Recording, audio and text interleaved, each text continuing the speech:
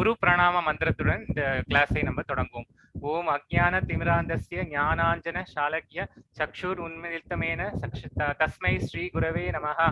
ஸ்ரீ சைத்தன்ய மனோபீஷ்டம் ஸ்தாபிதம் ஏன பூதலே ஸ்வயம் ரூபாத் கதாமயம் ததாதி ஸ்வபதாந்திகம்.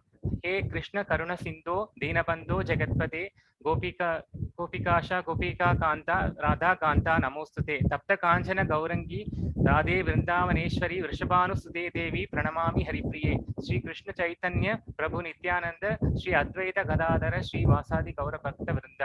हरे कृष्ण कृष्ण कृष्ण हरे हरे हरे राम राम राम हरे हरे. அனைவரும் உங்களுடைய வீடியோக்களை ஆஃப் பண்ணிக்கொள்ளும்படி கேட்டுக்கொள்கிறேன். நம்ம வந்து கிளாஸ் முடிஞ்ச உடனே திருப்பி வந்து ஆன் பண்ணிக்கலாம். எல்லாருமே அனைவருமே திரும்பவும் வந்து கிளாஸ் முடிஞ்ச உடனே ஆன் பண்ணிக்கலாம். ஸோ தட் டிஸ்ட்ராக்ஷன் எதுவுமே இல்லாம இருக்கும். அதுக்காக தான். ஸோ நான் எல்லாரோட வீடியோவும் ஆஃப் பண்ணி விடுகிறேன். கொஸ்டின்ஸ் ஏதாவது இருந்ததுன்னா நீங்க வந்து சாட்ல எழுதலாம். எண்ட் ஆஃப் த கிளாஸ்ல வந்து நான் வந்து எக்ஸ்பிளைன் பண்றேன். ஸோ முதல்ல வந்து இன்னைக்கு கிளாஸ் ஆரம்பிச்சிடலாம். நம்ம இன்னைக்கு வந்து மிக சுவாரஸ்யமான ஒரு அத்தியாயம். இது வந்து கீதையின் சாராம்சம், பகவத்கீதையின் சுருக்கம். அதாவது அத்தியாயம் 2 பகவத்கீதையின் சுருக்கம். ஒரு முழு பகவத்கீதையின் சுருக்கமாக வந்து சாராம்சத்தை அறிவதுதான் இன்றைய அத்தியாயம். இதுல வந்து நேத்திக்கு பார்த்தது என்ன, அதற்கு முன்பு நம்ம இஸ்கான் ராதா கோவிந்தா மங்களூரு அவங்களுடைய அந்த மூர்த்திகளை ராதாகிருஷ்ணரை நம்ம வணங்கிக் கொள்வோம். நேற்றுக்கு அத்தியாயம் 1 சுருக்கத்தை நம்ம பார்ப்போம். இப்போ நேத்திக்கு நம்ம என்ன பார்த்தோம்னா, அர்ஜுனன் வந்து கிருஷ்ணரை வந்து போர்க்களத்துல 2 படைகளுக்கும் நடுவில் நிறுத்தி, இப்போ நான் போர் புரியறதா வேண்டாமா அப்படின்னு சொல்லிட்டு எனக்கு குழப்பமாக இருக்கிறது அப்படின்னு சொல்லிட்டு 5 காரணங்கள் சொல்றான். முதல் காரணம் வந்து இரக்கம். எனக்கு வந்து எதிரில் இருப்பவர்கள் எல்லோரும் என்னுடைய உறவினர்கள், என்னுடைய குருமார்கள். இவர்களை நான் வந்து கொல்வது எனக்கு சரியாக படவில்லை. அதனால எனக்கு இரக்கம் முதல் காரணம் சொல்றான். அதுக்கப்புறமா வந்து அப்படியே ஒரு சமயம் நான் கொன்னா கூட எனக்கு வந்து அதனால என்ன ஒரு பெரிய லாபம் கிடைத்து விட போகிறது, அதனால எனக்கு இன்பம் கிடைக்க போவதில்லை அப்படின்னு சொல்றான். அதுக்கப்புறமா பாவச் செயல், இப்படி வந்து இவ்வளவு பேரை கொள்கிறோமே, அதனால வந்து எனக்கு பாவம் தான் வந்து சேரும். ஏன்னா அவ்வளவு அக்கிரமக்காரர்கள் அவர்கள், பஞ்சமா பாதகங்கள் சொல்லுவோம் இல்லையா, அந்த எல்லாமே பண்ணினவர்கள். அவர்களை கொல்வதால் எனக்கும் பாவம் தானே வந்து சேரும் அப்படின்னு சொல்றான். 4வது குடும்ப பாரம்பரியம். அதாவது இவ்வளவு பேரை கொன்னுட்டா அதுக்கப்புறமா வந்து அவங்களுடைய குடும்பங்கள்லாம் வந்து என்ன ஆகும், நிர்கதியாக ஆகிவிடும். இந்த சமுதாயத்தில் வந்து எல்லாமே சீர்குலைந்து போய்விடும், குடும்ப பாரம்பரியமும் பாதிக்கப்படும் சொல்றான். அப்புறமா கடைசியாக இருமனம். எனக்கு வந்து குழப்பமாகவே இருக்கிறது, இது வந்து சரியா தவறா, பாவமா இல்லையா அப்படின்னு சொல்லிட்டு முடிக்கிறான். அதோட நம்ம நேத்திக்கு பார்த்துட்டு முடிச்சோம் இல்லையா. இப்போ இன்னைக்கு அத்தியாயத்தோட சுருக்கம் பார்ப்போம். இது வந்து நேத்தி அத்தியாயத்தோட சுருக்கம். இது வந்து நேத்திக்கு திருத்ராஷ்டர் விசாரணை 1.1 கிமா குர்வத சஞ்சய பார்த்தோம். முதல் ஸ்லோகம் அவர் அது ஒண்ணுதான். திருத்ராஷ்டர் முதல் ஸ்லோகம் மட்டும்தான் சொல்றாரு. அதுக்கப்புறமா வந்து சஞ்சயன் கொஞ்சம் சொல்றான், அர்ஜுனன் வந்து கொஞ்சம் கேள்வி கேட்கிறான். மற்றதெல்லாம் பகவான் தான் பதில் சொல்லின்னு வர்றாரு. 2வது வந்து துரியோதனின் பயம். இவ்வளவு பெரிய படைகளை வந்து திரட்டி கொண்டு வந்து விட்டானே, அதுவும் துருபத புத்திரனை, உங்களுடைய சிஷ்யனான துருபதனோட புத்திரனான திருஷ்டத்யும்னனையே வந்து அவன் இந்த படைகளை திரட்டி கொண்டு வந்து விட்டானே அப்படின்னு வந்து அவன் பயப்படுறான். துரியோதனன் வந்து இந்த படைகளை பார்த்து, பாண்டவர்களுடைய சைன்யத்தை பார்த்து பயப்படுகிறான். மகதீம் சமும் அப்படிங்கிற வாக்கியம். 3வது வந்து வெவ்வேறு சங்குகள், திவ்யமான சங்குகள், பகவானுடைய திவ்யமான சங்கு பாஞ்சஜன்யம், அதே மாதிரி மற்ற பாண்டவர்களுடைய சங்குகளை முழங்கி அதன் மூலம் இந்த கௌரவர்களுடைய ஹிருதயத்தை பலவீனப்படுத்தியது அப்படின்னு பார்த்தோம். அது வந்து 3வது ஹிருதயானி வியாதரத். 4வது அர்ஜுனனின் கவனத்தில் உதித்தவை. காண்டீவம் ஸ்திரம் ஸ்ததே ஹஸ்தாத். அவனுடைய கைகளிலிருந்து காண்டீபம் நழுவி விழுந்தது. அதே போல வந்து அவனுடைய மகுடம், அப்புறம் வந்து அந்த அம்புரா துளி எல்லாமே வந்து நழுவி விழுந்தது இல்லையா. அதை வந்து நம்ம பார்த்தோம். ஸோ அவன் வந்து நிலை குலைந்த நிலையில் இருக்கிறான். 5வதாக அர்ஜுனனின் போரிட மாட்டேன் என்பதற்கு உரைத்த காரணங்கள். எதி மாமப்ர தீகாஷ மக்ஷஸ்திரம் அப்படின்னு சொல்லிட்டு அவன் என்னென்ன காரணங்கள் சொன்னான் அதை நம்ம பார்த்துட்டோம். நம்ம இப்பதான் பார்த்தோம். 5 காரணங்கள் சொன்னான் அவன். இப்போ இன்னைக்கு வந்து அத்தியாயம் 2ஓட சுருக்கம். என்னெல்லாம் காரணம் அவன் சொன்னானோ, அர்ஜுனன் சொன்னானோ, அதுக்கு வந்து கிருஷ்ணர் பதில் சொல்றார். இந்த ஸ்லோகங்கள். முதல்ல இரக்கம் சொன்னான் இல்லையா? அதுக்கு வந்து அவர் கிருஷ்ணர் வந்து பதில் சொல்றார். 1.28 28வது ஸ்லோகத்திலேருந்து 30வது ஸ்லோகம் வரைக்கும். நான் உடல் அல்ல. அதனால நீ கவலைப்பட வேண்டாம். இது வந்து ஞானம். அந்த ஞானம் உனக்கு வேணும் அப்படின்னு சொல்லிட்டு கிருஷ்ணர் விவரிக்கிறார். இரண்டாவது இன்பமின்மைன்னு சொன்னோம். அதுக்கு வந்து அவர் சொல்றாரு. கிருஷ்ணர் பதில் சொல்றார். அதுக்கு வந்து கர்ம காண்டம் அப்படின்னு சொல்லிட்டு 31வது ஸ்லோகத்திலேருந்து 37வது ஸ்லோகம் வரைக்கும் பார்ப்போம். எப்படி இருந்தாலும் சொர்க்கம் அல்லது ராஜ்யம் கிடைக்கும் அப்படின்னு சொல்றார், பதில் சொல்றார். பாவச் செயல்னு அர்ஜுனன் சொல்றான். அதுக்கு வந்து பதில் சொல்றார் கிருஷ்ணர். இது வந்து புத்தி யோகம். சங்கியா அப்படின்னா வந்து இது வந்து சங்கியா அப்படின்னா புத்தின்னு அர்த்தம். சங்கியாங்கிறது சமஸ்கிருத சொல். சங்கியானா புத்தி யோகம். இது வந்து 33 அப்புறம் 38லேருந்து 53 ஸ்லோகங்கள் வரைக்கும் பக்தி செயல்பாடு பாவம் இல்லை அப்படிங்கிறத விவரிக்கிறார். நான்காவது இருமனம் அப்படின்னு சொல்லிட்டு கவலைப்பட்டான் அர்ஜுனன். அதற்கு அவர் கிருஷ்ணர் பதில் சொல்றார்.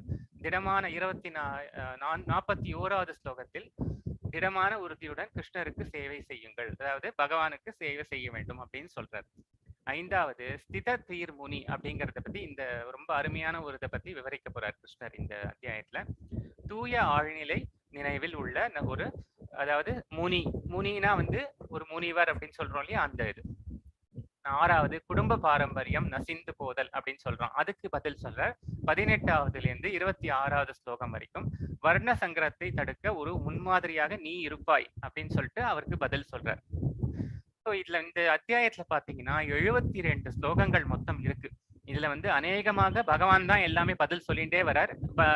அர்ஜுனன் வந்து ஏதோ 1-2 கேள்வி மட்டும் நடுப்புற கேட்கறான். பட் இதுல இந்த அத்தியாயத்துல 72 ஸ்லோகங்கள் வந்து, ஏன்னா இது கீதை முழுமைக்குமே இது வந்து ஒரு சம்மரி, அதாவது ஒரு சுருக்கமாக சொல்லப்பட்டது இல்லையா.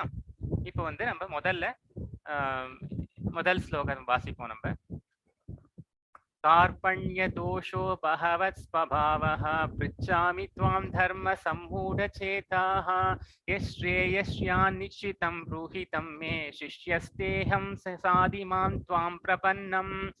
இப்போது நான் என் கடமையை பற்றி குழப்பமடைந்து கருமித்தமான பலவீனத்தால் என் இயல்புகளையெல்லாம் இழந்து விட்டேன். இந்நிலையில் எனக்கு நல்லது எது நிச்சயம் என்று நிச்சயமாக கூறும்படி உன்னை கேட்டுக்கொள்கிறேன். இப்போது உம்மிடம் சரணடைந்து நான் சீடன் ஆகிறேன். அருள் கூர்ந்து எனக்கு அறிவுரை கூறுவாயாக கிருஷ்ணா அப்படின்னு வந்து பகவான்கிட்ட வந்து அர்ஜுனர் வந்து கேட்கிறாரு. அதாவது இதற்கு முன் வரைக்கும் வந்து என்னன்னா, இப்போ வந்து அவர் வந்து ஒரு நண்பனாக இருந்திருக்கிறார், அவருக்கு உறவினராக இருக்கிறார். ஏன்னா வந்து குந்தியின் மகன் இல்லையா, அவர் வந்து சொந்த அத்தை பையன், அத்தையோட மகன் வந்து இந்த மாதிரி ஒரு பாவத்துலதான் வந்து இது வரைக்கும் அர்ஜுனன் வந்து கிருஷ்ணரை வந்து பாவிச்சிருக்கிறார். ஒரு நண்பனாகவும், நண்பன்னா வந்து எந்த அளவுக்கு நண்பன்னா வந்து ஒரே படுக்கையிலேயே படுத்துக்கொண்டு தூங்கும் அளவிற்கு அவ்வளவு நெருக்கமான ஒரு நண்பன். சாதாரண நட்பு கிடையாது. பகவானோடைய அப்படிப்பட்ட நட்புனா வந்து எவ்வளவு எப்பேற்பட்ட பாக்கியம் பாருங்க. அதே மாதிரி அர்ஜுனன் வந்து நம்மை போல் சாதாரணமான ஆனவன் கிடையாது. அவன் வந்து பல பிறவைகள், அதாவது பகவானும் அவரும் வந்து நரநாராயணர்களாக இருந்து பத்ரிகாசிரமத்தில் வந்து அவர்கள் இருந்து உபதேசம் செய்திருக்கிறார்கள் முதலில். அதே மாதிரி பல பிறவைகள் பகவானும் அர்ஜுனனும் சேர்ந்தே வந்திருக்கிறார்கள். அது வந்து பகவானுக்கு தெரியும், ஆனா வந்து அர்ஜுனனுக்கு தெரியாது. ஸோ இதுதான் வந்து இது வரைக்கும் அவன் வந்து சாதாரண ஒரு இயல்போட ஒரு நண்பன்கிற இதோட பேசினான். இப்போதான் முதல்ல வந்து இப்போ எனக்கு வந்து எதுவுமே பண்ண தோணல, எனக்கு வந்து நான் என்னோட காண்டீபத்தை போட்டுட்டேன், எனக்கு போர் புரியறதுக்கு கொஞ்சம் கூட இஷ்டமே இல்லை எனக்கு. இதனால வந்து நான் உன்னை குருவாக உனக்கு சீடனாக ஆகிறேன் அப்படின்னு முதல்ல சொல்றான். இப்போதான் இந்த ஸ்லோகத்துல அவன் வந்து பிரார்த்தனை செய்கிறான் பகவானை. இருப்பினும் இதனால வந்து நம்ம என்ன நினைக்க கூடாதுன்னா, கிருஷ்ணரை பற்றிய உண்மையான அறிவு அவனுக்கு முழுவதுமாகவே இல்லைன்னு நம்ம நினைக்க கூடாது. ஏன்னா வந்து அவனுக்கு வந்து அந்த பகவான் வந்து கிருஷ்ணர் அப்படிங்கிறது வந்து அவனுக்கு தெரியும். இருந்தாலும் இந்த சூழ்நிலைகள் வந்து ரொம்ப கோரமாக இருக்கிறது. எதிர்த்தாப்புல வந்து அவ்வளவு பேர்கள் எல்லாருமே வந்து ஆச்சாரியர்கள், பீஷ்மர், துரோணர்ங்கிறவெல்லாம் அவளுடைய ஆச்சாரியர்கள் இல்லையா. அப்புறம் வந்து அவனுடைய உறவினர்களே, அவனுடைய சொந்த இப்ப பாண்டுடைய அண்ணா தானே அந்த திருதராஷ்டர், வந்து பாண்டுவின் தம்பி தானே. சோ சொந்த தம்பி பசங்களே வந்து சண்டைக்கு வராங்க. அப்போ வந்து எவ்வளவு பெரிய கஷ்டம். இதெல்லாம் சேர்ந்து அவனுடைய மனதை வெகுவாக குழப்பி விடுகிறது. இப்போ இதை நம்ம பார்ப்போம். சரி, இதெல்லாம் முடிஞ்சு போச்சு. இப்போ கிருஷ்ணர் என்பவர் யார்? இப்போ இந்த படத்தை நீங்க பார்த்தீங்கன்னா, உங்களுக்கு வந்து முதல்ல பார்க்கும்போது என்ன தெரிகிறது? பார்த்தீங்கன்னா, ஒரு பெரிய நீரோடை இருக்கிறது. இன்னும் கொஞ்சம் நம்ம கிட்டக்க போய் பார்த்தோம்னா, ஒரு ஒரு மரம் தெரிகிறது. இன்னும் கொஞ்சம் சிறிது கிட்டக்க சென்று பார்த்தோம்னா, அதுல வந்து ஒரு கிளி வந்து ஒரு பழத்தை கொத்திக் கொண்டே இருக்கிறது. நம் பார்வை பூரணமாக இருக்கும்போது, நாம் பார்ப்பது சரியாக புலப்படும் என்று நான் நம்புகிறேன். சோ, இப்ப நம்ம சரியா பார்க்கலன்னா, அதாவது நம்ம ஓரளவுக்கு சுமாரா பார்த்தோம்னா, நம்ம கண்களுக்கு ஒரு மேலோட்டமான ஒரு இதுதான் தெரியும். ஒரு பார்வை தான் தெரியும். அதுவே நம்ம கொஞ்சம் கிட்டக்க போய் நன்றாக அந்த இடத்திலேயே கிட்டக்க போய் பார்த்தோம்னா தான் நம்மளுக்கு வந்து அங்க இருக்கிற உண்மையான நிலைமையும் ஸ்வரூபமும் தெரியும். அதே மாதிரி தான் பகவான் வந்து எல்லோருக்குள்ளும் வந்து பரமாத்மாவாக இருக்கிறார்.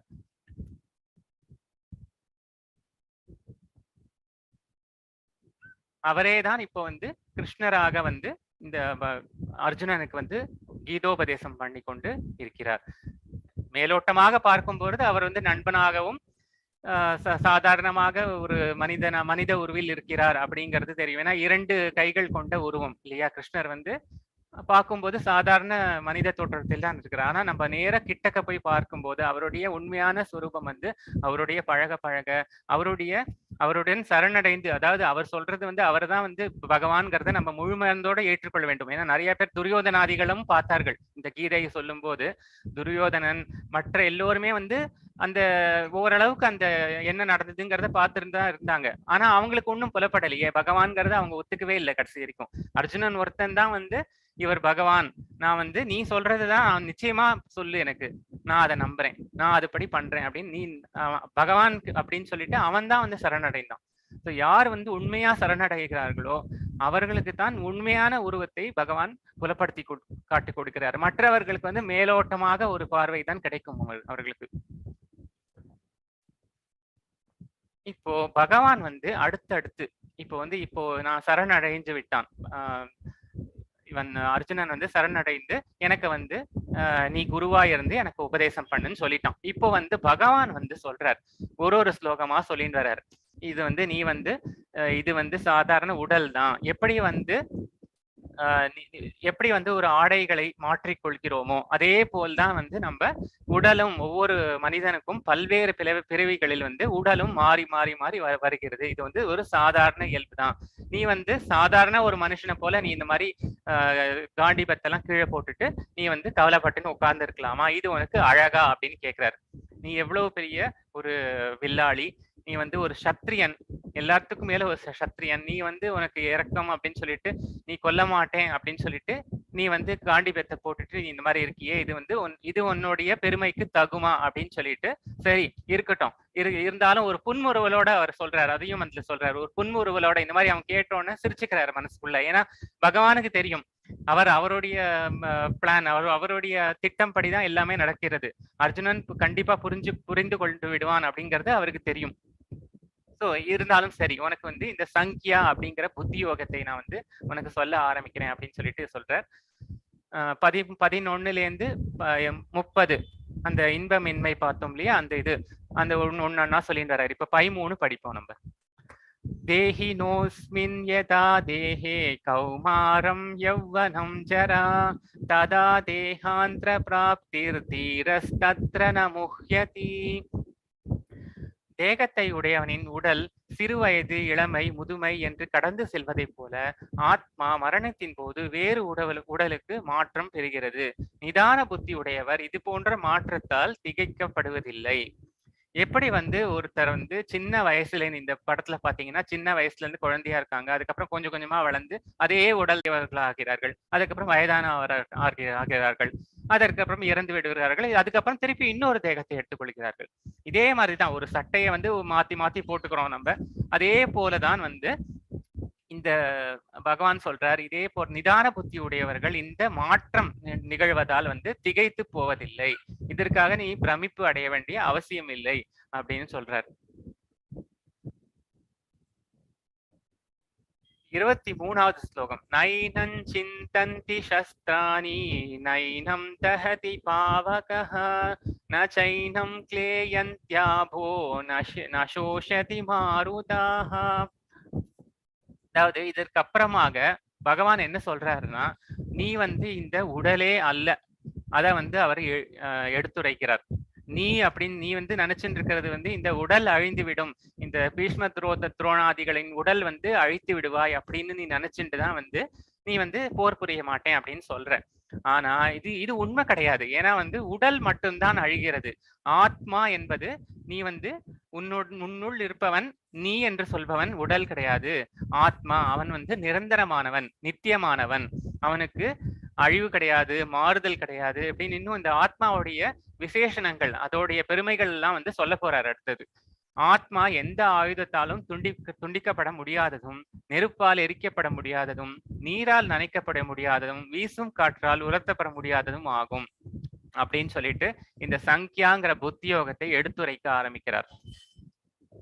இப்போ ஆத்மாவின் குணாதிசயங்கள் இவர் சொல்றாரு இல்லையா, பகவான் சொல்லியிருக்காரு. என்னெல்லாம் பார்ப்போம். இது வந்து ஆத்மா நிரந்தரமானது, மாறுதலுக்கு உட்படாதது, அழிக்க முடியாதது, என்றும் அழியாதது, இதற்கு முன் உருவாகவும் இல்லை, இப்பொழுது உருவாக்கப்படவும் இல்லை, இனிமேலும் உருவாக்கப்பட போவதும் இல்லை. அதாவது எப்பொழுதுமே எட்டர்னல் சொல்லுவோம் இல்லையா, எப்போதுமே நிரந்தரமாக இருக்கிறது ஆத்மா. பிறப்பற்றது, நிரந்தரமானது, நெடுங்காலமாய் இருப்பது, மாற்றத்திற்கு ஆளாகாதது, துண்டிக்க முடியாதது, நெருப்பில் அழிக்க முடியாதது, தண்ணீரால் நினைக்க ஒண்ணாதது, காற்றால் அடித்து செல்ல இயலாதது, உடைக்க அல்லது சிதைக்க முடியாதது, கரைக்க முடியாதது, எரிக்கவோ உலர்த்தவோ இயலாதது, எப்பொழுதும் இருப்பது, எல்லா இடத்திலும் இருப்பது, அளக்க முடியாதது, மற்றவர்களை அழிப்பவனும் இல்லை, தன்னை அழிப்பவனும் யாரும் இல்லை, பிறப்பு இறப்பும் கிடையாது, மாற்ற முடியாதது, நகர்த்த முடியாதது, எப்பொழுதும் ஒரே மாதிரியாக இருப்பது, கண்களால் பார்க்க முடியாதது, கண்ணால பார்க்க முடியாது, இன்னது என்று நினைத்து பார்க்க முடியாதது, இப்படிதான் இருக்கும் அப்படின்னு ஒரு ரூபம் சொல்ல முடியாதது, அதிசயமானது, பார்த்தோ கேட்டோ வர்ணித்தோ இதை வந்து ஆத்மா இப்படிதான் இருக்கும் அப்படின்னு வந்து சொல்ல முடியாதது. இவ்வளவு, அதாவது இது வந்து ஓரளவுக்கு தான் சொல்லியிருக்கோம் இங்க. இது இன்னும் நிறைய இதோட சிறப்புகள்லாம் இருக்கு. இத வந்து ஒன்னொன்னா பகவான் வந்து அவனுக்கு கொஞ்சம் கொஞ்சமா சொல்லி அவன் மனசுல வந்து உருவேற்றார். இது மாதிரி வந்து இவ்வளவு பெருமை உடைய நீ வந்து இந்த ஆத்மா, இதனால வந்து நீ வந்து கலக்கம் அடையாதே. இப்ப பௌதிக கண்ணோட்டம், ஆன்மீக கண்ணோட்டம் அப்படின்னு இரண்டு. இது என்னன்னு பார்ப்போம். பௌதிக கண்ணோட்டம்னா என்னன்னா வந்து சாதாரண ஒரு இந்த ஜட வாழ்க்கையில் சாதாரண மனிதன் எப்படி கண்ணோட்டத்துடன் பார்ப்பான், ஒரு ஆன்மீக நிலையில் இருப்பவர் வந்து எப்படி அதே விஷயத்தை பார்ப்பார். பௌதிகமா பார்த்தோம்னா நம்ம வந்து இருமைகளால், அதாவது இரட்டைகளால், குளிர் உஷ்ணம், சுகம் துக்கம் அப்படின்னு வருது இல்லையா, அப்ப அந்த பாதிப்புக்கு உள்ளாவது, குளிர்காலம் கோடைக்காலம் அப்படிங்கிறது ஒன்னொன்னுத்துக்கும் மாறுதல், ஒன்னொன்னுத்துக்கும் இந்த இரட்டைகளால் பாதிப்பு உள்ளாவது வந்து பௌதிக கண்ணோட்டம். அதே ஆன்மீகவாதி வந்து எல்லா சந்தர்ப்பங்களிலும் சமாளிக்கும் ஒரு பக்குவத்தோடு இருப்பார். பௌதிக கண்ணோட்டத்துல பார்த்தோம்னா இந்த உடலே நான் என்ற எண்ணம் இருக்கும். நான் தான் இந்த உடல், ஏன்னா இந்த உடல் தான் பெருசாருது, இந்த உடல் தான் சாப்பிடுறது, இந்த உடல் தான் தூங்குறது, ஆடை உடுத்திக்கிறது, பல்வேறு அலங்காரங்களை செய்து கொள்கிறது, பல்வேறு இடங்களுக்கு செல்கிறது. மேலோட்டமா பார்த்தோம்னா இந்த உடல் தான் எல்லாமே செய்கிறது போல தோன்றும். ஆனா ஆத்மா வந்து, யார் ஒருவன் ஆத்மாவை தான் உண்மை அப்படின்னு நினைக்கிறானோ அவனுக்கு தெரியும் ஆத்மா நிரந்தரமானது, பிறப்பதோ இறப்பதோ இல்லை, வெட்டவோ எரிக்கவோ அழிக்கவோ இயலாதது அப்படிங்கிறது அந்த உண்மையான ஒரு யோகிக்கு தெரியும். இந்த உடல் பௌதிக கண்ணோட்டத்துல பார்த்தோம்னா இந்த உடல் அழியும் போது நானும் அழிந்து விடுவேன் அப்படின்னு நினைக்கிறான். அது வந்து ஒரு தவறான எண்ணம். ஏன்னா வந்து இந்த உடல் வந்து அழிந்த ஆத்மா வந்து அழிய போவதில்லை. அதே ஆன்மீகவாதி வந்து உடல் மாறும், அழியும், ஆனால் ஆத்மா ஒரே மாதிரியாக எப்பொழுதும் இருக்கும் என்பதை அறிந்திருக்கிறான். அப்புறம் இந்த பௌதிக கண்ணோட்டத்தில் பார்த்தோம்னா கவலை மற்றும் குழப்பங்கள் நிறைந்து இருக்கும். அதே ஆன்மீக சிந்தனையில் நிலைத்து இருப்பவர் வந்து ஆத்மாவின் ஞானம் இந்த உடல் முழுவதும் பரவி இருக்கும் அப்படிங்கிறத தெரிஞ்சுக்கிறாரு. அதாவது எப்படி வந்து ஒரு விளக்கேற்றி வைத்தோமே ஆனால் அந்த விளக்கின் ஒளியானது அந்த அந்த ரூம் இல்லையா, அந்த அந்த அந்த அந்த உள்ளின் உள் அனைத்திலும் பரவுகிறதோ அதே போலதான் நம்ம வந்து இந்த உடல் என்னும் அந்த உள்ளினுள் ஏற்றி வைக்கப்பட்ட விளக்கு தான் இந்த ஆத்மா. அந்த ஆத்மாவுடைய ஞானம்ங்கிறது நம்ம கை காலு தலை எல்லா இடத்துலயும் பரவி இருக்கிறது. அதனாலதான் வந்து நம்ம அந்த உடல்ல வந்து ஏதாவது வெட்டுப்பட்டாலோ ஏதாவது செய்தாலோ நம்மளுக்கு உணர முடிகிறது. நம்ம உணர்கிறோம் அப்படின்னு சொன்னாலே அது வந்து ஆத்மாவால் தான் உணர முடியும். அதுதான் இந்த இதுல வந்து பகவத்கீதை இந்த 2வது அத்தியாயத்துல சாங்கிய யோகம் அப்படிங்கறத வந்து எடுத்துரைக்கிறார் பகவான். இந்த சாங்கிய யோகம் என்பது கபிலர் அப்படிங்கிறது வந்து பகவானுடைய இன்னொரு அவதாரம். இந்த ஸ்ரீமத் பாகவதம் அது நீங்க படிச்சிருந்தீங்கன்னா தெரியும். அதுல வந்து மொத்தம் 25 அவதாரங்களை பற்றி பகவானுடைய 25 தான் கணக்கு கிடையாது, 25ங்கிறது ஒரு கணக்கு தான். இப்போ சாதாரணமா பார்த்தோம்னா 10 அவதாரங்கள் அப்படின்னு சொல்றோம். பொதுவா அது வந்து பொதுவா தெரிஞ்சது. ஸ்ரீமத் பாகவதத்துல பாத்தீங்கன்னா 25 அவதாரங்கள் சொல்லப்பட்டிருக்கு. மத்ஸ்ய கூர்ம வராக இருக்கு இல்லையா, அதே மாதிரி வந்து மோகினி அவதாரம். இதுல வந்து கபிலர் அப்படின்னு ஒரு அவதாரம் வருது. இந்த கபில தேவர் வந்து அவரும் பகவானுடைய சொரூபம் தான். இதுல வந்து அவர் வந்து அவருடைய தாயான தேவஹூதிக்கு வந்து உபதேசம் செய்கிறார். பெற்ற தாய்க்கே வந்து அவர் உபதேசம் செய்கிறார். அதாவது அதுதான் வந்து சாங்கிய யோகம் அப்படிங்கிறது. அதுதான் இப்ப வந்து பகவான் எடுத்துரைக்கிறார், மீண்டும் நினைவு கூறுகிறார். இப்போ 36வது ஸ்லோகம். இப்போ பதில் 2வது பதில் சொல்றார் பகவான். அவாச்ய வாதாம்சபூஹ் பஹூன் வதிஷ்யந்தி தவாஹிதா நிந்தஸ்தஸ்தவ சாமர்த்யம் ததோ துகதரம் நுகிம். அன்பில்லாத வார்த்தைகளை பலவற்றை கூறி உனது எதிரிகள் உனது திறமையை நிந்திப்பர். அதைவிட மிகுந்த துன்பம் தரக்கூடியது வேறு என்ன இருக்க முடியும்? அவன் வந்து இன்பமின்மை அப்படின்னு சொல்றான் இல்லையா, அதுக்கு பதில் சொல்றாரு பகவான். நீ வந்து போர் புரிய மாட்டேன்னு எனக்கு வந்து அவங்கள கொல்றதுனால இன்பம் இல்லைன்னு நீ சொல்ற. ஆனா நீ உண்மையிலேயே நீ வந்து இந்த போர்ல வந்து விட்டுட்டு ஓடிட்டேன்னா, போர் புரியாம நீ வந்து பாதியிலேயே விட்டுட்டு ஓடிட்டேன்னா அவங்க வந்து உன்னை புகழ்ந்து பேசுவார்கள் என்று நீ நினைக்கிறாயா? கண்டிப்பாக நினைக்க போவதில்லை. நீ வந்து ஒரு கோழை அப்படின்னு சொல்லிட்டு உன்னை பல தீய வார்த்தைகளை உன்னை வந்து எப்படி தாழ்மைப்படுத்த முடியுமோ அந்த மாதிரி நீ வந்து எவ்வளவு பெரிய வீரனாக இருந்தாலும், எவ்வளவு பெரிய சக்திரியனாக இருந்தாலும் நீ வந்து போரை விட்டுட்டு போனேன்னா நீ வந்து பாசத்தினால நீ விட்டுட்டு போனேன்னு சொல்ல மாட்டாங்க. நீ வந்து ஒரு பயந்து போய் இந்த உன்னை வந்து என்னெல்லாம் எவ்வளவு தாழ்மையா சொல்ல முடியுமோ அவ்வளவு தாழ்மையா வந்து உன்னை நிந்திப்பார்கள். அதனால இந்த தவறை நீ செய்து விடாதே அப்படின்னு பகவான் சொல்றார். 2வது அதே பதில் வந்து கண்டினியூஷன்.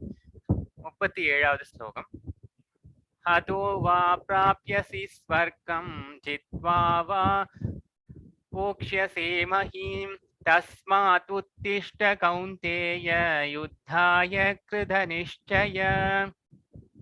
குந்தியின் மகனே, போர்க்களத்தில் நீ கொல்லப்பட்டால் ஸ்வர்க்கத்தை அடையலாம், வெற்றி பெறலாம், இவ்வுலகினை அனுபவிக்கலாம். எனவே உறுதியுடன் எழுந்து போர் புரிவாயாக. அதாவது அவன் கொல்லப்பட்டு விடுவார்கள் அப்படின்னு நினைக்கிறான் எதிரிகள். அவர் அதுக்கு தான் சொல்றாரு. எப்பவுமே வந்து ஒரு போர்ல வந்து கொல்லப்பட்டார்களா அவர்கள் வந்து வீர ஸ்வர்க்கம் அடைந்தார்கள் அப்படின்னு சொல்ற வழக்கம் இருக்கு. ஏன்னா வந்து போர்ல வந்து கொல்லப்பட்டார்கள்னா அவங்களுக்கு ஸ்வர்க்கம் தான் கிடைக்கும், ஸ்வர்க்க பிராப்தி.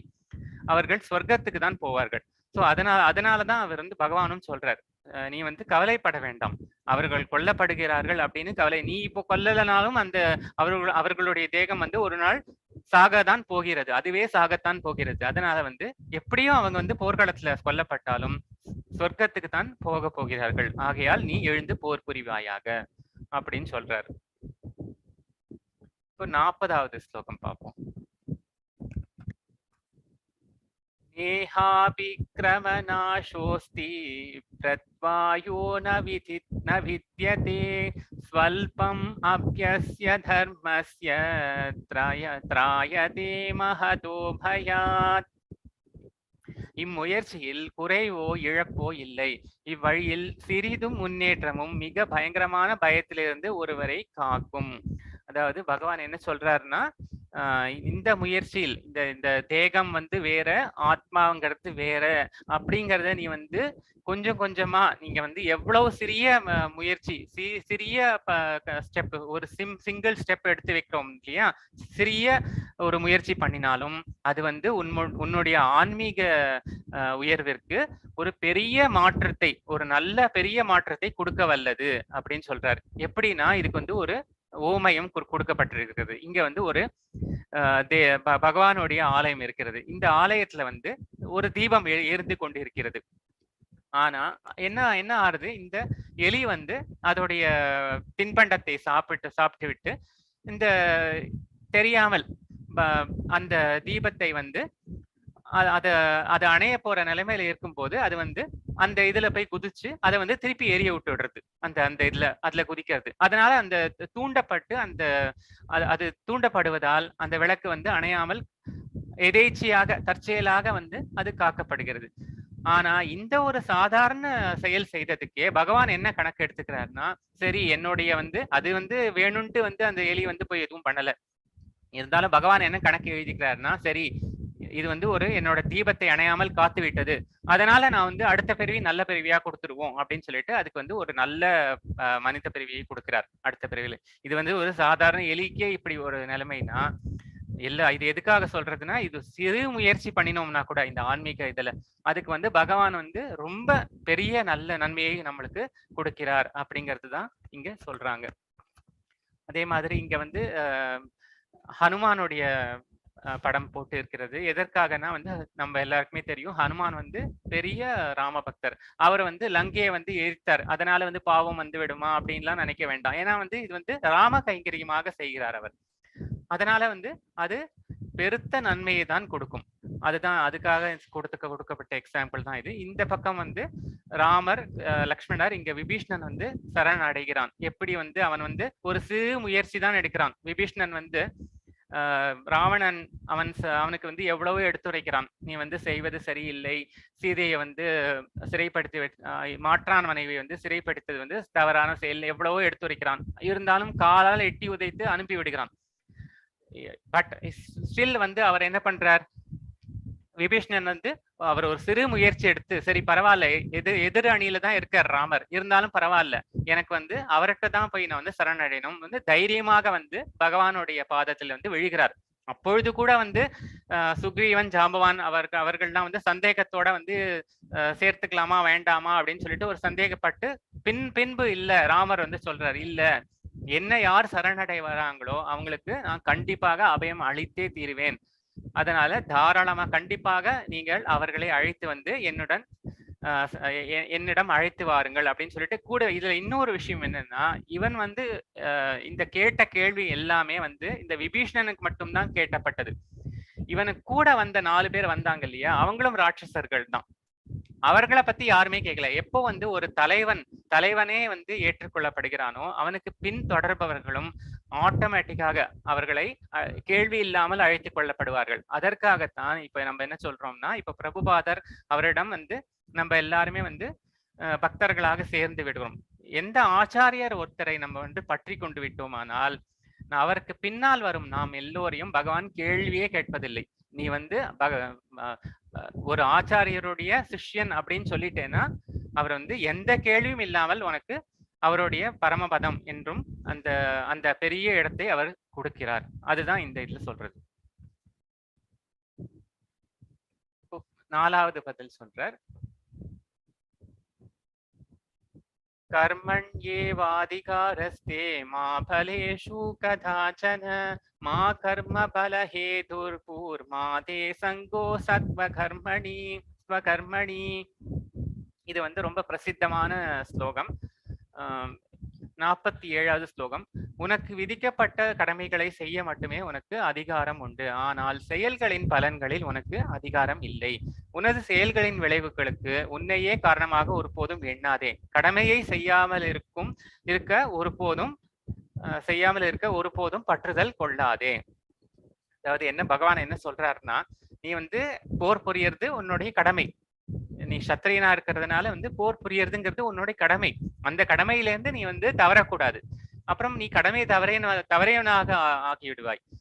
அதே மாதிரி பகவான் என்ன சொல்றாருன்னா, நீ வந்து உன்னுடைய கடமையை ஆற்றுவதற்கு மட்டும் தான் உனக்கு வந்து அதிகாரம். நீ இந்த சத்திரியனா பிறந்திருந்தா அந்த போர் புரியறது மட்டும், அப்புறம் வந்து ராஜ்யத்தை பரிபாலனம் செய்வது, இந்த கடமையை செய்யறதுக்கு மட்டும்தான் உனக்கு அதிகாரம். அதனுடைய பலன் வந்து நல்லதாகவோ தீயதாகவோ அமையலாம். அதை பத்தி நீ கவலைப்பட வேண்டாம், அதை நான் பாத்துக்கிறேன். நீ நீ வந்து உன்னுடைய கடமைகளிலிருந்து நழுவாதே. யார் யாருக்கு இப்போ வந்து பிராமணர்கள், சத்திரியர்கள் 4 வர்ணங்கள் இருக்கிறது அப்படின்னு சொல்றோம். பட் இந்த கலியுகத்துல பார்த்தீங்கன்னா, அநேகமா எல்லோருமே வந்து ஒரே வர்ணமாக தான் இருக்கிறார்கள். எல்லாருமே வந்து வேலை செய்பவர்களாக தான் இருக்கிறார்கள். இருந்தாலும் வந்து அவர்களுடைய கடமையை வந்து செவ்வனே நிறைவேற்ற வேண்டும்.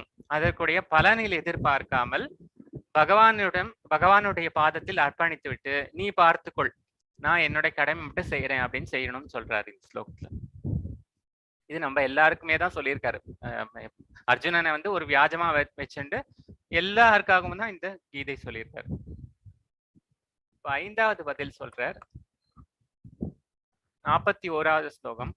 व्यवसात्मिका बुद्धिर ஏகேக குரு நந்தன பகுஷாகா ஹ்யந்தாஷ்ச புத்தயோ விவசாயினாம். இவ்வழியில் உள்ளோர் தங்களது குறிக்கோளில் திடமான உறுதியில் இருப்பார். இவர்களது லட்சியம் ஒன்றே. குருவம்சத்தில் செல்பவனே உறுதியற்றவரது அறிவு போல உறுதியற்றவரது அறிவோ பல கிளைகளை கொண்டது.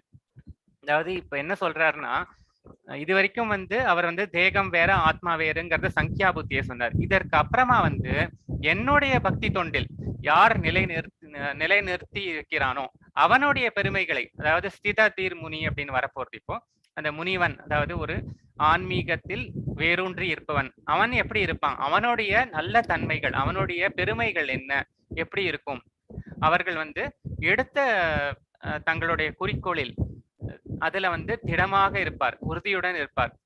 இவங்க வந்து ஒரே லட்சியத்தோட தான் இருப்பாங்க. என்ன லட்சியம்? பகவானுடைய கைங்கரியம், அவருடைய தொண்டு, அவருடைய இடத்தை போய் அடைவது. அந்த ஒரு லட்சியத்துல வந்து அவர்கள் ஸ்திரமாக இருப்பார்கள். மற்ற பாக்குறதுக்கு வந்து வெளியில பாக்குறதுக்கு இந்த முனிவர்கள்லாம் வந்து எல்லாரையும் போல சாதாரணமா தான் இருப்பார்கள், அதே காரியங்கள் தான் செய்வார்கள். ஆனா உண்மையிலேயே அவர்கள் மனதளவில் பார்த்தீங்களானால் அவர்கள் வந்து திட வைராக்கியத்தோடு ஒரே லட்சியம் ஒன்றே அப்படின்னு இருந்து அந்த லட்சியத்திற்காகவே அவர்கள் இருப்பார்கள். ஆனா இந்த ஒரு வைராக்கியம் இல்லாதவனுடைய அறிவு வந்து என்ன ஆகும்னா, பல இப்போ வந்து எப்படி வந்து ஒரு இப்போ வேதத்துல வந்து பல வாக்கியங்கள் சொல்லப்பட்டிருக்கிறது. அது வந்து புஷ்பம் பூத்தாற் போல் இருக்கும் அப்படின்னு சொல்றாரு பகவான் ஒரு ஸ்லோகத்துல. அப்படின்னா என்னன்னா, மேலோட்டமா வந்து வேத வாக்கியங்கள் பார்த்தா இந்த ஜட உலகத்துல இருக்கிற வஸ்துக்களை பற்றி அதை அனுபவிப்பது, அது சம்பந்தமாகவே மேலோட்டமாக பார்த்தா இருக்கும். அதை பார்த்து நம்ம வந்து கவர்ந்து நம்ம வந்து அதன் பின்னாடவே போய்விடக்கூடாது. அதற்கும் மேலே வந்து அது வேதத்துல வந்து என்ன சொல்லியிருக்குங்கிறத விட அதுக்கு உண்மையான பொருள் என்ன சொல்லியிருக்கு, வேதாந்தத்துல தான் சொல்லியிருக்கும். அதுதான் பகவான் சொல்றார். இது உண்மையான அர்த்தம் வந்து என்னன்னா, பகவானுக்கு சேவை செய்வது, என்னுடன் சரணடைந்து எனக்கு நீ பக்தி தொண்டில் பணியாற்றுவதுதான், அதுதான் உண்மையான குறிக்கோள். அதுல நீ வந்து நிலையாக இருப்பாய். இல்லைன்னா உன்னுடைய இந்த ஜட வாழ்க்கையில வந்து இந்த 5 ஞானேந்திரியம் இருக்கு இல்லையா, இது ஒன்னொன்னு ஒவ்வொரு கண்ணு வந்து ஒண்ணு பார்க்கணும்னு சொல்லும், காது வந்து இன்னொன்னு கேட்கணும்னு சொல்லும். ஒன்னொன்னுத்துல வந்து நம்ம ஈர்க்கப்பட்டு விடுவோம். அந்த ஈர்க்கப்பட்ட இதுலயே வந்து நம்ம சென்று விடுவோம். அதனால்தான் அந்த உறுதியற்றவனோட அறிவு வந்து பல கிளைகளை கொண்டது. பல விதத்துல வந்து டிஸ்ட்ராக்ஷன், அதாவது கவரப்பட்டு அலைபாய்ந்து விடும். அதனால இந்த குறிக்கோளை வந்து விட்டு விடுவாய். ஆகையினால் நீ வந்து திடமான ஒரு ஸ்திததீர் முனியாக இருப்பாய் அப்படின்னு சொல்றார் அவர். இப்போ இந்த ஸ்திததீர் முனி அப்படிங்கிற அவனுடைய அந்த முனிவர், அவருடைய அறிகுறிகள் என்னங்கிறத பார்ப்போம். இவர் வந்து 55வது ஸ்லோகத்துல வந்து உணர்ச்சிகளை திருப்திப்படுத்தும் அனைத்து வகையான விருப்பங்களையும் விட்டு விடுகிறான். புலனுகர்ச்சி பொருள்கள் இருக்கு இல்லையா, இப்போ வந்து சாப்பிட்டு ஒரு சில பேருக்கு வந்து ரொம்ப நிறைய சாப்பிடணும்னு தோணும். ஒரு சில பேருக்கு வந்து நிறைய வந்து நகைகள்லாம் வாங்கி அணையணும்னு தோணும். ஸோ ஒவ்வொருத்தருக்கும் வந்து ஒரு விதத்துல வந்து ஈடுபாடு இருக்கும். இப்போ இதுலலாம் வந்து இந்த சிததீர் முனிங்கிறவன் உண்மையான அறிவு உடையவன் என்ன பண்ணுவான்னா, இந்த உணர்ச்சிகளை திருப்திப்படுத்தும் அனைத்து வகையான விருப்பங்களிலும் விட்டு விடுகிறான்னா எப்படின்னா, தாமரை இலை தண்ணீர் போல் இருப்பான்னு அர்த்தம். அப்படின்னா இருப்பான், இந்த உலகத்துல தான் இருப்பான். ஆனா வந்து பட்டும் படாமல் இருப்பான். ஓரளவுக்கு சரி, ஓகே, எனக்கு வந்து இப்போ இன்னைக்கு சாப்பிடறதுக்கு கிடைச்சதுன்னா ஓகே, அது வரைக்கும் போதும். இப்போ பகவானுக்கு தொண்டு செய்யறதுக்கு நம்மளுக்கு என்ன அதுக்கு உண்டான செல்வம் என்னவோ அது போதும். அதற்கு மேல வந்து நான் மேல சேர்த்து வச்சு ஒன்றும் பண்ண போறது இல்லை அப்படிங்கிற ஒரு திருப்தியோடையும் வைராக்கியத்தோடும் இருப்பான் அப்படிங்கிறது தான் இதுல சொல்லியிருக்கான். அப்புறம் வந்து பேச்சு, அவனுடைய பேச்சு எப்படி இருக்கும்? அது வந்து 56ல இருந்து 57 ஸ்லோகம் சொல்றார். இன்பம், துன்பம், பயம், கோபம் இவற்றில் பாதிப்பு இல்லாமல் இருப்பான். இன்பம் வந்தாலும் சரி, துன்பம் வந்தாலும் சரி, ஒரே மாதிரியாக ரொம்ப இன்பம் வந்துடுத்தேன்னு சொல்லிட்டு ரொம்ப கூத்தாடுறதும் இல்ல. சரி துன்பம் தான் வந்துடுத்தேன்னு சொல்லிட்டு ரொம்ப அழுதுண்டே உட்கார்ந்து அதுக்காக வந்து சோர்ந்து போய் விடுவதும் இல்லை. பயம், கோபம் இவற்றிலும் வந்து ரொம்ப அதிக ஈடுபாடு இல்லாமல், பாதிப்பு இல்லாமல் இருப்பான். இவன் எப்படி இருக்கிறான் அப்படிங்கறது 58ல இருந்து 63 ஸ்லோகம் சொல்லுகிறார். எப்படி வந்து ஒரு ஆமை தன் ஓட்டிற்குள் உடலை சுருக்கிக் கொள்கிறதோ அதே போல தன்னுடைய இந்திரியங்களை வந்து அவன் சுருக்கிக் கொள்கிறான். எவ்வளவுக்கு எவ்வளவு நம்மளுடைய இந்திரியங்கள், அதாவது நம்ம வந்து விஷயாந்தரங்களில வந்து நம்மளோட புத்தி போகாமல் சுருக்கிக் கொள்கிறோமோ அவ்வளவுக்கு அவ்வளவு வந்து நம்ம ஆன்மீக பாதையில் விரிவடைவோம். பகவான் வந்து வாமன அவதாரம் எடுத்தார். எவ்வளவு குள்ளமான அவதாரத்துல வந்தார். எவ்வளவுக்கு எவ்வளவு சுருக்கின்றாரோ அவர் அவ்வளவுக்கு அவ்வளவு மகாபலியிடம் அந்த தண்ணீரை, இந்த ஜலத்தை வாங்கினவுடன் அவ்வளவு நீண்டு வளர்ந்தார். எவ்வளவுக்கு எவ்வளவு நம்ம வந்து உள்ளுக்குள்ள சுருக்கி கொள்கிறோமோ அவ்வளவுக்கு அவ்வளவு நம்ம ஆன்மீக பாதையில் உயர்ந்து இருப்போம். இப்போ அடுத்தது எப்படி நடந்து கொள்கிறான்ங்கிறத பத்தி சொல்றார். 64ல இருந்து 72 ஸ்லோகங்கள் தான் இருக்கு இந்த அத்தியாயத்துல. இதுல வந்து எப்படி நடந்து கொள்கிறான் அப்படிங்கறத சொல்றார். ஆசைகளிலிருந்து விடுபட்ட வாழ்க்கையை வாழ்கிறான். ஆசைகளிலிருந்து முழுவதுமாக எந்த ஆசைகளும் அவனை பாதிப்பதில்லை. அதாவது பகவத் தொண்டிலேயே அவனுடைய காலங்களை கழித்து கொண்டு எல்லா பந்தங்களிலிருந்தும் அதாவது எல்லாத்துலயும் இருப்பான், ஆனாலும் வந்து அதுல வந்து பட்டும் படாமல் இருந்து ஆசைகளிலிருந்து விடுபட்ட வாழ்க்கை வாழ்கிறான் அப்படின்னு சொல்றாரு. இப்ப இந்த ஸ்திததீர் முனிக்கு தான் வந்து இந்த 55வது ஸ்லோகம் பார்த்தோம் இல்லையா, அதுதான் இப்ப படிக்க போறோம். ஸ்ரீ பகவான் உவாச்ச பிரஜஹாதி யதா காமான் சர்வான் பார்த்த மனோகதான் ஆத்மன்யேவாத்மனா துஷ்டஹ ஸ்தித பிரக்ஞஸ்த ஜோஷ்யதே. இங்க வந்து ஸ்தித பிரக்ஞா அப்படின்னு சொல்றாரு இல்லையா, அதுதான் வந்து அந்த ஸ்திததீர் முனிங்கிறத குறிக்கிறது. புருஷோத்தமராகி முழுமுதற் கடவுள் கூறினார், பார்த்தனே, எப்போது ஒருவன் தமது மனக்கற்பனையினால் எழும் புலனுகர்ச்சிக்கான எல்லா ஆசைகளையும் துறந்து தூய்மையடைந்த மனதுடன் தன்னில் திருப்தி அடைகின்றானோ அப்போது அவன் தெய்வீக உணர்வில் நிலை பெற்றவனாக அறியப்படுகிறான். எப்பொழுது வந்து அந்த புலனுகர்ச்சி ஆசைகளிலிருந்து அவன் வந்து விடுபடுகிறானோ அப்பொழுது அவன் தன்னிலேயே திருப்தி அடைகிறான். அதாவது தன்னுடைய ஆத்மஸ்வரூபத்தையே வந்து அவன் அனுபவித்துக் கொண்டு அதிலேயே திருப்தி அடைந்து பகவத் தொண்டில் ஈடுபடுகிறான். இப்போ இந்த பக்கத்துல போட்டிருக்கிற படம் வந்து பிரகலாதன் வந்து எரிக்கிறதுக்கு ட்ரை பண்றான் இல்லையா, எவ்வளவோ முயற்சி பண்ணிக்கிறான். ஹிரண்யகசிபு வந்து பிரகலாதன் வந்து ஓம் நமோ நாராயணா மந்திரத்தை சொல்லிட்டு இருக்கிறச்சு, இல்ல நீ வந்து ஹிரண்யாய நமகான் தான் சொல்லணும் அப்படின்னு சொல்லிட்டு அதை சொல்ல வைக்கிறதுக்காக எவ்வளவோ முயற்சிகள் செய்கிறான், எதுவுமே பலிக்கவே இல்லை. இருந்தாலும் வந்து அவனுக்கு விஷம் கொடுக்கிறான், மலையிலிருந்து உருட்டி விட முயற்சி செய்கிறான், கடலில் தூக்கி எறிகிறான்.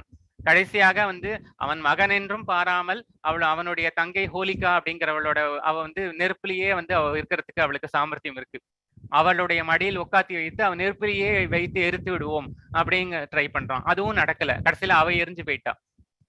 சோ எவ்வளவு வந்து ஒரு வைராக்கியம் இருந்ததுன்னா, ஒரு சின்ன குழந்தை தான் அவன் பிரகல்லாதன், இருந்தாலும் அவனுக்கு எவ்வளவு ஒரு வைராக்கியம் இருந்ததுன்னா அவன் எடுத்த காரியத்துல வந்து அவன் ஸ்திரமா இருந்து, இல்ல நான் பகவானுடைய மந்திரத்தை தான் நான் சொல்லுவேன், பகவான் நாமத்தை தான் நான் சொல்லுவேன், கிருஷ்ண மந்திரத்தை தான் நான் சொல்லுவேன், கடைசி வரைக்கும் நான் சொல்றதோட மட்டும் இல்ல பக்கத்துல இருக்கிறவங்களுக்கும் நான் சேர்த்து சொல்லி தருவேன், கூட இருக்கிற குழந்தைங்களுக்கும் அவன் வந்து சேர்த்து இல்ல நீங்களும் சொல்லுங்க, நீங்களும் வந்து மற்ற தெய்வங்களை அதாவது மற்ற ஹிரண்யாயனமெல்லாம் சொல்லாதீங்க, நமோ நாராயணாயே சொல்லுங்க, நீங்க பகவான் கிருஷ்ணர் மந்திரத்தையே நீங்க சொல்லுங்க அப்படின்னு சொல்லிட்டு எப்படி அவன் ஸ்திரமா இருந்தானோ அந்த மாதிரி ஒரு இந்த ஆசைகளிலிருந்து துறந்து தூய்மை அடைந்த மனதுடன் தன்னில் நிலை பெற்றவனாக இருக்கிறான் அப்படின்னு சொல்றாரு இந்த ஸ்லோகத்துல ஸ்திததீர் முனி. இப்போ இந்த ஸ்திததீர் முனியை பத்தி தான் இன்னும் பாக்குறோம் நம்ம. 62வது ஸ்லோகம்.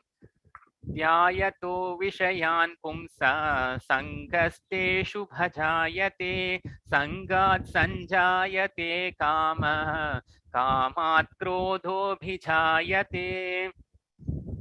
புலநோக்கு பொருள்களை சிந்திப்பதால் மனிதன் அதில் மேல் பற்றுதலை வளர்த்துக் கொள்கிறான். அந்த பற்றுதலில் இருந்து காமமும், காமத்திலிருந்து கோபமும் தோன்றுகின்றன. இந்த இந்த படத்துல சொல்லியிருக்காங்க இல்லையா, இதை வந்து புலநுகர்ச்சி பொருள்கள்னா நம்ம பார்த்து ரொம்ப அதாவது ஏதாவது பார்த்தோம்னா நம்ம வந்து அதிலேயே வந்து ஈடுபட்டு விடுவோம். இல்லைன்னா எதையாவது கேட்போம், அதிலேயே ஈடுபட்டு விடுவோம். இந்த இந்திரியங்கள் சம்பந்தமான இதுல வந்து எவ்வளவுக்கு எவ்வளவு அந்த பொருள்களை நம்ம வந்து பார்க்கிறோமோ, எவ்வளவுக்கு அவ்வளவு அந்த பொருட்களின் மீது ஈடுபாடு வருகிறதோ, அவ்வளவுக்கு அவ்வளவு நம்மளுக்கு வந்து அந்த பொருளின் மீது பற்றுதல் வளர்ந்து விடுகிறது. அந்த பற்றுதலில் வளர்ந்து அது வந்து காமமாக மாறுகிறது. காமம்னா வந்து ஆசை அப்படிங்கிற பொருளும் எடுத்துக்கலாம். காமம்னா ஜெனரலைஸ்டு வேர்ட் ஆக்சுவலா. அது காமம்னா ஒரு பொருளின் மீது பற்றுதல், ஒரு ஆசை, விருப்பம். அந்த காமம் வந்து நிறைவேறாமல் போகும்போது அது வந்து கோபமாக மாறுகிறது. ஒரு பொருள் வந்து கிடைக்கணும்னு நம்ம வந்து ஆசைப்படுறோம். அது கிடைச்சதுன்னா சந்தோஷமா இருக்கும். அது கிடைக்கலன்னா அது வந்து அதுவே கோபமாக மாறி அது வந்து நம்மளுடைய ஸ்வரூபத்தையே அழித்துவிடும். இப்ப நம்மளுடைய ஸ்வரூபம் என்ன? நம்ம எல்லாருமே வந்து ஆத்மஸ்வரூபம் இல்லையா, ஜீவாத்ம ஸ்வரூபம். நம்மளுடைய ஸ்வரூபம் என்னன்னா பகவானுக்கு கைங்கரியம், அதாவது அவருக்கு டிவோஷனல் சர்வீஸ் அது பண்றதுதான் நம்மளுடைய உண்மையான ஸ்வரூபம். ஸோ அதை மறந்துட்டு நம்ம வந்து இந்த புலனுகர்ச்சி பொருள்களின் பின்னால் போனோம்னா நம்மளுடைய ஸ்வரூபத்தையே இழந்து விடுவோம் அப்படிங்கறதுதான் சொல்றாரு. இப்ப ஸ்திததீர் முனியோட இன்னொரு குணாதிசயம் 63வது ஸ்லோகம். क्रोधात् भवति सम्मोहः सम्मोहात् हम स्मृति विभ्रमः स्मृतिभ्रंशात् बुद्धिनाशो बुद्धिनाशात् प्रणश्यति. கோபத்திலிருந்து பூரண மயக்கமும் மயக்கத்தினால் நிலை இழப்பும் ஏற்படுகின்றன. நினைவு குழம்புவதால் அறிவு இழக்கப்படுகிறது. அறிவு இழக்கப்பட்டவுடன் ஒருவன் மீண்டும் ஜட வாழ்க்கையில் வீழ்கிறான். அதாவது இப்ப கோபம் வரைக்கும் பார்த்தோம் போன ஸ்லோகத்துல இல்லையா. அந்த கோபம் என்ன ஆறுது? கோபம் வர்றதுனால என்ன ஆறுதுன்னா என்ன நம்ம ஒரு காரியம் எடுத்துட்டு இருக்கோமோ அந்த காரியத்தின் மேல நம்மளுக்கு வந்து அந்த பற்று, அதாவது நம்மளுடைய பிரக்ஞை, நம்ம ஒரு காரியம் எடுத்துக்கொண்டு இருக்கிறோம், பகவானுக்கு தொண்டு செய்ய வேண்டும், ஒரு காரியம் எடுத்துக்கொண்டு இருக்கிறோம். கோபம் வந்துருச்சுன்னா என்ன ஆகும்? நம்மளுக்கு வந்து நம்ம என்ன எடுத்துட்டோமோ அந்த இது மறந்து போயிடும். நினைவு இழந்த நிலைக்கு போயிடுவோம், மயக்கமான நிலைமைக்கு போய்விடுவோம். அந்த ரொம்ப மயக்கமான நிலைனா வந்து மயங்கி விழறது கிடையாது, நம்ம எடுத்துட்ட நிலையிலேருந்து நம்ம தவறி விடுவோம். அப்படி ஆயிடுத்துனா என்ன ஆகும்னா நம்மளுடைய அறிவு வந்து மறைக்கப்பட்டு விடும். நம்மளுடைய அறிவு என்னது? பகவான் தான் உண்மையானவர், அவருடைய தொண்டு, அவருடைய நாமத்தை உச்சரிப்பது தான் அவருடைய டிவோஷனல் சர்வீஸ், அது பண்ணுவதுதான் நம்மளுடைய உண்மையான சொரூபங்கிறத மறந்துட்டு நம்மளுடைய அறிவு இழக்கப்பட்டவுடன் மீண்டும் ஜட வாழ்க்கையில் பிறக்கிறான். ஜட வாழ்க்கையில பிறக்கிறதோட மட்டும் இல்லாமல் இப்போ வந்து இந்த மனுஷ பிறவிங்கிறது வந்து ரொம்ப மேலான பிறவின்னு சொல்லுவாங்க. ஆனா இதற்கு கீழே பல மோசமான கீழான பிறவிகள் தான் இருக்கு. இந்த மிருகங்கள், மரங்கள், அப்படி ஓரறிவு, ஐந்தறிவு அப்படிங்கிற கீழான பிறவிகள்லாம் இருக்கு. எப்போ வந்து நம்ம கீழே போயிட்டோம்னோ அதுக்கப்புறம் திருப்பி மேலே எழுந்து வருதுங்கிறது ரொம்ப கஷ்டம். அதனால கிடைத்த இந்த மனித பிறவியை சரியான வழியில் உபயோகித்து, எப்போ வந்து நம்மளுக்கு ஒரு கிடைச்சிடுது இந்த மனித பிறவி, ஒரு வசதியான பிறவி கிடைச்சிடுது, இது இனிமே வந்து நம்ம கீழான பிறவிக்கு போகக்கூடாது. இனிமே நம்ம மேல நோக்கி போறதுக்கு தான் நம்ம வந்து முயற்சி பண்ண வேண்டும். அதுதான் இந்த ஸ்லோகத்துல சொல்றாரு. புத்தி நாசம் ஆயிவிடும். புத்தி நாசம் வந்து ஆயிடுத்துனா நீ வந்து உன்னுடைய நிலைமையை இழந்து மறுபடியும் கீழான பிறவிகளுக்கு போய்விடுவ. அதனால அதை செய்யாதே அப்படின்னு சொல்றாரு.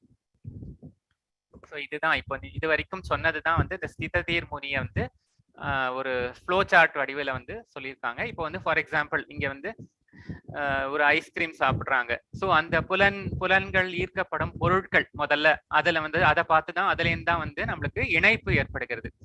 இணைப்பு ஏற்பட்டால் அது வந்து காமமாக, அதாவது ஆசையாக மாறுகிறது. அந்த பொருளை அனுபவிக்க வேண்டும் என்று ரொம்ப அதிக ஆசை வருகிறது. அந்த ஆசை வந்து கோபமாக உருப்பெறுகிறது.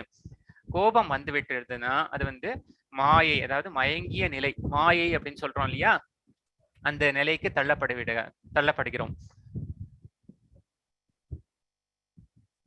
சோ இந்த நினைவு குழம்பை நிலை வந்து விட்டதனால் அறிவு இழந்து விடுவோம். நம்ம எது சரியா செய்யணும், எது சரியா செய்யக்கூடாதுங்கிறது தெரியாம போயிடும். அந்த அறிவு இழந்து விட்டோம்னா அது அடுத்தது வீழ்ச்சி தான். ஸோ இது வந்து ஒரு ஃப்ளோ சார்ட் வடிவில் நம்மளுக்கு போட்டு காட்டியிருக்காங்க.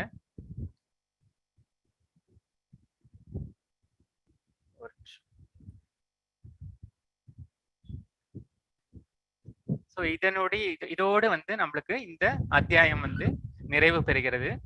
இந்த அத்தியாயத்துல வந்து நம்ம இதுவரைக்கும் பார்த்தது என்னன்னா, முதல்ல வந்து பகவான் கிருஷ்ணர் அர்ஜுனனுடைய ஆட்சேபனைகளுக்கு கிருஷ்ணர் வந்து ஒன்னொன்னா தீர்வு சொல்லிட்டே வர்றார். இரக்கத்தினால போர் புரிய மாட்டேன்னு சொன்னதுக்கு அவர் சொல்றாரு, இல்ல நீ இந்த உடல் கிடையாது, நீ ஆத்மா, ஆகையினால நீ எழுந்து போர் புரிவாய் அப்படின்னு சொல்றாரு. அதுக்கு அடுத்தது இன்பமின்மை, எனக்கு வந்து கொல்றதுனால எனக்கு சந்தோஷம் கிடையாதுன்னு சொல்றான். இல்ல அதை பத்தி நீ கவலைப்பட வேண்டாம், எப்படி இருந்தாலும் அவர்கள் சொர்க்கம் அடைய போகிறார்கள், வெற்றி பெற்றா ராஜ்யம் கிடைக்க போகிறது, அதனால நீ கவலைப்படாத அப்படின்னு சொல்றாரு. பாவச்செயல் சொல்றான். பாவச்செயல் சொல்றதுனால இல்ல நான் சொல்றேன், அதாவது பகவான் கிருஷ்ணருக்காக அவன் போர் புரியறான். அவனுக்கு நீ வந்து உனக்காக நீ போர் புரிய வேண்டாம், நான் சொல்றேங்கிறதுக்காக நீ செய் இந்த போர் புரி. பக்தி செயல்பாடு பாவமே கிடையாது. அதுதான் சொல்றாரு இல்லையா. இப்போ வந்து ஹனுமான் வந்து ராமருக்காக போர் புரிந்தார். அதுல வந்து அவர் லங்கையை எரித்தாலும் அது பாவத்தில் பாவ கணக்கில் சேராது, அதனால பாவ செயல் கிடையாது அப்படின்னு சொல்றாரு. குடும்ப பாரம்பரியம் அழியும் அப்படின்னு சொல்றார்.